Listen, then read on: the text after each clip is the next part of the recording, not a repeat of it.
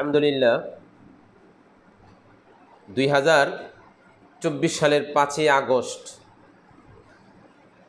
এটা এদেশের নাগরিক যেন আরও স্বাধীনভাবে মতামত প্রকাশ করতে পারে, সেজন্যই 2024 সালের 5ই আগস্ট।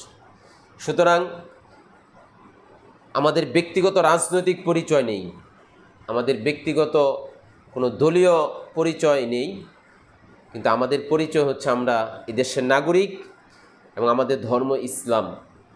সুতরাং দেশ এবং দেশের স্বার্থে আমরা নির্বিঘ্নে আমাদের মতামত জাতির সামনে পেশ করতে চাই।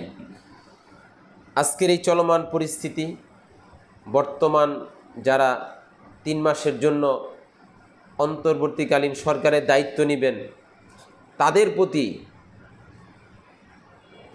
দেশ ও দেশের জনগণের স্বার্থে আপনারা যারা এই অল্প সময় রাষ্ট্রের দায়িত্ব নেবেন, আমরা পরিষ্কারভাবে এই কথা বলতে চাই, এই 3 মাসে অন্য কোনো রাষ্ট্রের সাথে যদি আপনারা কোনো সমঝোতা স্মারকলিপি বা কোনো দেশের চুক্তি হয়, সাথে সাথে সেটা জাতির সামনে পেশ করতে হবে।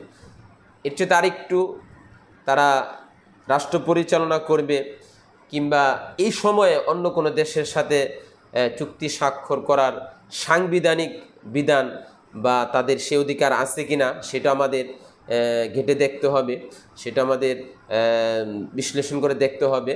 বাকি এমন কোনো চুক্তি করা যাবে না যে চুক্তি দেশ এবং দেশের বিরুদ্ধে, দেশের জনগণের বিপক্ষে।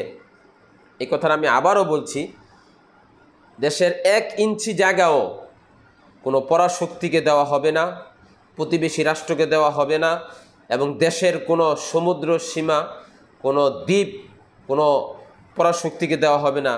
সেই মনোভাব নিয়েই এই 3 মাস আপনাদের দায়িত্ব পালন করতে হবে এবং এই দেশের জনগণের মুভমেন্ট, এই দেশের জনগণের মনের ভাষা বুঝে আপনাদেরকে চলতে হবে।